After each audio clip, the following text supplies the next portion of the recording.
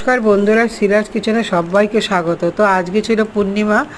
তো আমি প্রত্যেক পূর্ণিমায় গুরুদেবকে সিন্নি দেই। আমি যেহেতু রাম ঠাকুরের দীক্ষিত, তো এই দেখো সিন্নিটা আমি সুজি দিয়েই করি, কেননা আমি আটা কম দেই।